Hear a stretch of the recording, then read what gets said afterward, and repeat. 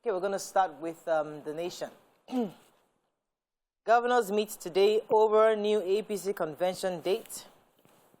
Expectant mom, 8 others die in Kwara Road accident. Sylvia, inspection failure to blame for toxic petrol import. Why MFF won't channel $100 billion loan through the Africa Development Bank, says his president. Fare hike, fear of passenger drop grips airlines. IPPI is not suitable for varsity system, says JAM registrar. Alapin seeks support for Tinubu's presidential bid. And how Oyetola trounced Aregbesol's man. Okay. Yeah, so air passengers, air travelers, we may now start reconsidering flying to get to their destination because the airfares have gone up, they said, at the weekend, to the point where it's 50,000 as the base price. That's for economy, for an hour flight. And the airlines are saying this has to do with the increase in the price of aviation fuel, which has increased from 190 naira per liter to 400 naira per liter. And so, of course, this will affect airfares. So the question is, we have land, we have roads that are not so good, we have rail that is still, being worked on. So the options have become even more limited with the hike in prices. 75%, and I would say that the reason, one of the reasons, because the sector has been deregulated, so it's going to be so it's market forces that is determining. Yes. But also they're also worried about the cost of operations, saying that they have to increase. I think it's about 40%. I think that which is the cost, and is a problem for them. So some 5% increase is a lot. It's a lot. Okay. So yes. You want to take another story? The Minister of State for Petroleum, Mr. Timipe Silva, he said the failure of inspection is what brought this toxic petrol that caused the scarcity in the first place into the system. Speaking on his behalf was his media aide, Horatius Egwa. And he is urging Nigerians to be patient in the same tone, taking responsibility, saying that failure of inspection brought this. Once again, I wanted to read his word. He said, he believes apology by NNPC is unprecedented and shows that we are on the government side and not that we on the government side are not afraid to take responsibility. And I'm wondering, you have said something nice. Kuma, shut up at the end. Because you see, when you take people for granted, it's like, okay, I don't tell her sorry now. Waiting, I won't make her do now. Maybe I don't say sorry. Maybe I don't tell her sorry. That's the way it is. But people have lost cost. People are still queuing up. The consequence of it is still there. We have not even settled it. It's not like it has gone away. It has passed after a few weeks. They are not saying unprecedented. No, it is beyond an apology. Consequence. Failure of consequence is what we got here. Those people whose cars broke down should already be filing mass action. One person should start, class action. Someone wants to start it. Other people should join it. To get their cost of their cars. Get somebody to get them back to the situation they were in before this nonsense happened. You're right. But the truth is that the reality of Nigeria, that person right now is worried about getting to work the next day, using public transport, making sure he's in the office, sadly, his salary. So he's taking advantage. He's taking for granted. But Nima, as a lawyer, I don't tell you sorry now. When we see Oyinbo movies, we have lawyers that go out of their way to get the victims of whatever situations to file it. Of course. Yeah, but we don't know that here. Mass actions. They do. Okay. Anyways, we have to find somebody who can gather all those guys together. Just find one person. Okay, I was going to take the human interest story in the nation. So 9 persons are feared dead, actually are dead yesterday in an auto crash involving 2 vehicles in Ilorin, Kwara State capital. The victims were included a pregnant and expectant mother was part of the victims. 8 persons, all men, sustained various degrees of burns. And it was learned that it happened at 8 a.m. Opposite Ilorin International Airport along Ilorin Ogbomoso Highway, and it was a Toyota Corolla who was trying to get into the express, but didn't look properly. Didn't realize there was a bus coming, a Toyota Hiace commercial bus before the accident. So there was like this collision that happened. I mean, it's really sad. But most of them have been taken. The survivors were taken to University of Ilorin Teaching Hospital mortuary. I mean, those who passed have taken to the mortuary. May their souls rest in peace. Really sad story indeed. Moving on now to the Punch. Convention APC battles consensus crisis as Buhari governors meet on Tuesday. We won't leave APC, Aregbesol's group vows as Oyetola defeats Adeoti. Anti-Aregbesola protests in Lagos, demonstrators berate minister. Ondo kidnappers slip off, abducted community leader escapes. Nursing mother on bail for illicit drug, rearrested with tramadol, others. Strike, ASU neck converges in Abuja today to meet the federal government. Fuel scarcity, private depots, hike rates. More filling stations may sell above the 180 naira to the litre. Okay, which stories? Yes, so this community leader in Igasi Akoko, that's in Akoko, northwest of Ondo State, Chief Ojo Ajaguna, he was kidnapped by government on Friday. But the story is that he regained his freedom. He said that he was able to escape when the hoodlums fell asleep. So he escaped and went back to his community. And also the police have verified this story.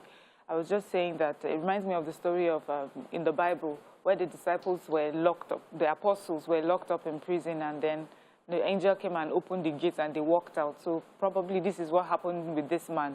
God made them fall asleep and they escaped. I'm just so happy that, he was able to escape. But I hope that the continuation of this story is that first, he may be able to tell the police where these people are and they are arrested and prosecuted for this action. Okay, so Aregbesola's, the faction of the APC, who are loyal to the Minister of Labour, the Minister of Interior, Ralph Aregbesola, have said that despite the results of the last primary that happened in Osun State, they plan to remain in the party. As many of you recall, the winner of the primaries was the incumbent, the governor of Oyetola, who had gotten over 222,000 votes against his challenger, Moshood Adeoti, who had 12,900 votes. And he was speaking exclusively to Punch on Sunday. The secretary of the faction, Lani Badiri, said the group predicted that this might happen, and they're still consulting amongst themselves. But what is most important is that they don't plan to leave the party as of now. And I think Nigerians must accept that, listen, internal democracy means that we will go against each other, but at the end of the day, we are working together for one objective. So, because people were carrying coffins over the weekend, that is not, what that does is totally vilify democracy. Yeah. We're trying to make democracy a beautiful system, and by doing that, we can choose to agree. You can go against me, but at the end of the day, we must all agree to say, okay, we're going to support whomever it is that wins. So I think that's what democracy really is about. And those people carrying placards and carrying coffins are totally out of place. Petroleum products again have gone up, according to the National Public Relations Officer of the Independent Petroleum Marketers Association, IPMAN. Petroleum products are being sold by private depot now at 167 to 170 naira per litre. So at some filling stations, you start to buy, people are now buying at 180 naira per litre. And they are claiming that because of that cost difference, of course, it might even go much higher. The federal government insists that, it is still being sold at the controlled price of 162 to 165 naira, but that's not the case now. And I'm hoping that they look into this as quickly as possible. Yes, let me take one more story. NDLEA have arrested a woman. In fact, it's re-arrested a woman called Mrs. Rashidat Adebayo. She's a nursing mother, and she had been arrested once before for, having illicit drugs on her, and she was let go on bail. And she was rearrested while involving herself with, while she had with her all sorts of drugs. They say tramadol and, many other drugs with her. Obviously, this is not a woman that wants to be rehabilitated, so exactly, unrepentant criminal. And the agency also said that they were able to foil an attempt by a syndicate to steal about 2.7 billion naira from the Nigerian economy. So they had this concealed delivery, a parcel delivery that had counterfeit money of about $4.7 million cash. That's fake money. That money would have been released into our economy and exchanged for real money. But they were able to get that. And the suspect, the principal suspect, and Abdul Mumini Maikaswa, was arrested. This consignment was sent from Lagos, was going to Abuja. So well done, NDLEA. They said, of course, this case will be now moved to EFCC for further investigation.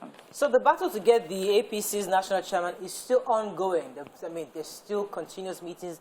From the papers, there is a meeting today, but the almighty meeting is tomorrow, because that's where the governors will be meeting with the president. He was out of town in Belgium over the weekend. So he's back now, but there's a pre-meeting today with the governors to meet, and they're trying to see if there can be an extension. So they were supposed to have a convention by the end of this month. Someone will asking for a 2-week extension to March 12th, but they're still trying to have a meeting today, hopefully tomorrow. This is very important because whomever becomes the chairman can influence whoever is the candidate of APC. So that's why all the papers are following up on this story. Let's go on a break. When we come back, we'll move on to other topics and other papers. Stay with us. We'll be right back.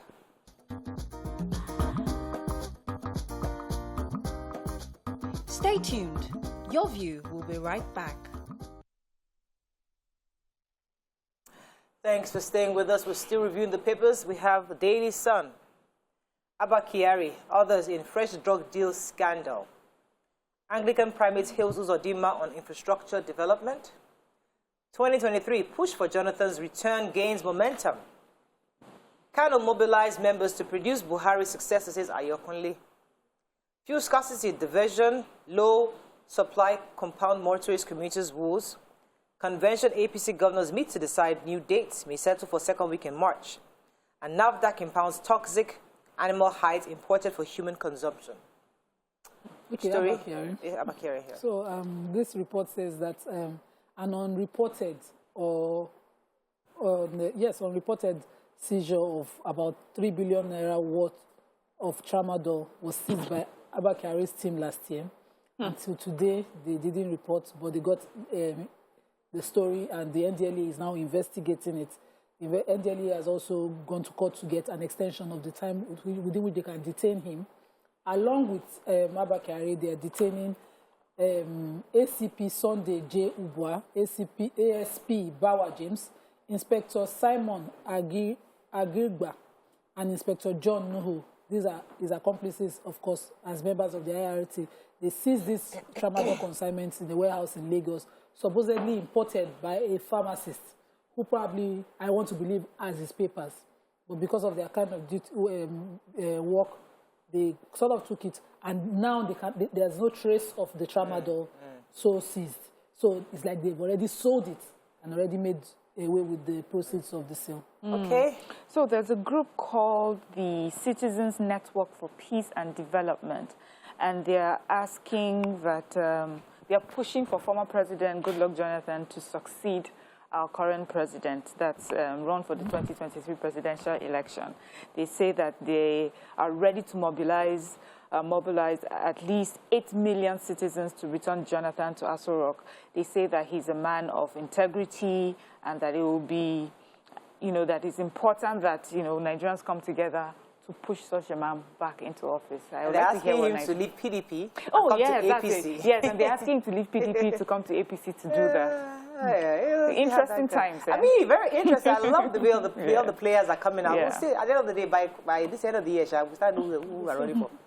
Okay, so I have Anglican primate of the Church of Nigeria, Most Reverend Henry Ndukuba, has commended the current Imo State Governor, Hope Uzodimma, for all his efforts in infrastructure. Who was talking to him over the weekend. They were doing the dedication of their newly built cathedral, St. Peter, in Imo State.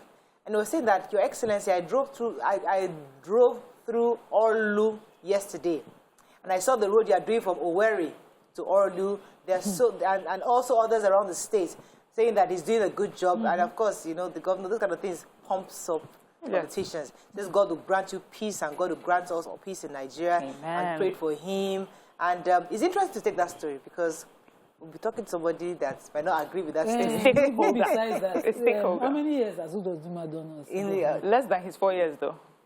Less than his 4 years. And certainly, I think about 2 years. And if these are uncompleted projects, if they are being done now, they must be uncompleted. Or if they are complete, they must be a continuous project. Anyway, if he did well, we must commend him back for doing well. Under his leadership, he will continue to do his best to pursue and ensure that they have peace. And it begs citizens of Imo State to stop all forms of bloodletting and let things result to violence.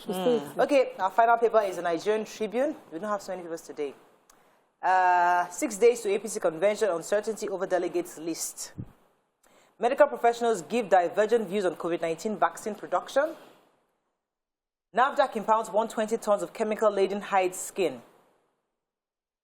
Trouble in air transport as Nigerian airlines increase fares. Queen Elizabeth tests positive of COVID-19. Nigerian content retains $8 billion annually, creates 50,000 jobs. And thousands of imported vehicles trapped at seaports over the VIN valuation. Okay, which stories are we taking? NAFDAC, quickly. NAFDAC, go ahead. So NAFDAC You have the Pomo story now. Naima. Okay, go ahead. There's NAFDAC. Yes. Okay. NAFDAC intercepted Pomo, let's say it in our local language. In, Pomo. Please, they're watching outside the country. What's your Igbo word? Say it. Leather. Animal hides and skin, Yes. popularly known as Pomo. And the 7 merchants involved in this already with the agencies arrested by the agencies. These are supposed to be animal hides and skin already processed into leather in industries abroad, and chemicals already applied to that, and they diverted it and warehouse it in Nigeria here. They will then process it, reprocess it again with further chemicals and sell into the market as Pomo because, our people like to eat Pomo. It's very sad. See, this is a big issue. It's our Nigerian problem. I was saying the other day, I bought this, those really big crayfish, the orange ones, and I washed it. If you see the amount of color that came out of that crayfish. Yes. So I hear that they actually do that to a lot of food, items to make it look more attractive to buyers. You're killing us by doing that. I don't wash it too. No, I washed it and it was so much color. It looked orange. It was orange water. Lord. I have fresh ones in the freezer. I'll start using my fresh. Did you use it? But you took out all the salt. No. I did not use it. It was clear because it's clear that this is chemicals. That you are killing Nigerians. NAFDAC should do a lot more catching these people. What's COVID-19? Yes, I do. Do you have the Queen story too? You might as well take it together. Well, so COVID-19, the World Health Organization has designated Nigeria as one of the countries for COVID-19 vaccine production. And this is just to say, like, different stakeholders and, people giving their different opinions on what they think this would mean for us. So the president of Nigerian Medical Association has said that for vaccine production, this is not a new thing for Nigeria. We're already used to doing that there'll be clinical trials after the production. This is something that we're already used to doing. So it is just, it is right that, we should be amongst the countries that have been chosen to do this. Also, we have a Professor Salako who says that this is also something that we've always done, but government should make sure that when something starts with a particular administration, a change of power, a change of administration does not change, the project on the ground. But then we have other people who do not necessarily agree. We have a CEO, Innovative Biotech Nigeria, Dr. Simeon Agwale. He says South Africa is the hub for transferring the technology for vaccine production, and we'll start that in 2024. So he's saying that South Africa would be the one in charge of producing the vaccine and then sent to different hubs, and Nigeria will be one of the hubs that it will be sent to. So ours is just to collect it. He does not think that we have the facilities on ground right now to produce vaccines. Okay, so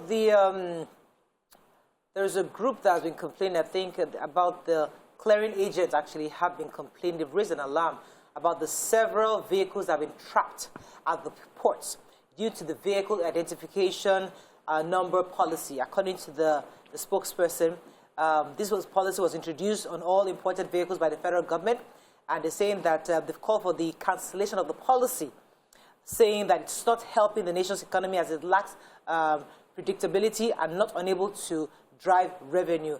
According to the vice president of the association, Dr. Kayode Farito, said that the main purpose of the VIN has been defeated, and saying that thousands of imported vehicles are currently trapped at the seaports, and they're hoping that the government can help them remove that policy so that the vehicles can be cleared. I was trying to see the other part of the objective of that policy, but I didn't see that in this article. It would be nice to see exactly why that policy was there and if it was still relevant. But according to the spokesperson of the clearing agents, they say that it's no longer relevant. I will see. But it would have been great to hear both sides of the story. So we heard the Queen has COVID. Yes. And Lima said something that was funny. She says, when the Queen has COVID, everybody hears. But when our own people have COVID. Since they did not have COVID. We hide it. We don't. They sneak cooking to America and London. It was not, if someone dies, it was not COVID though. It could never have been COVID. All right, let's go on the break. That's all we can take on Front Page Review. When we come back, we'll move to our hot topic, and later we'll bring in our guest. Stay with us. We'll be right back.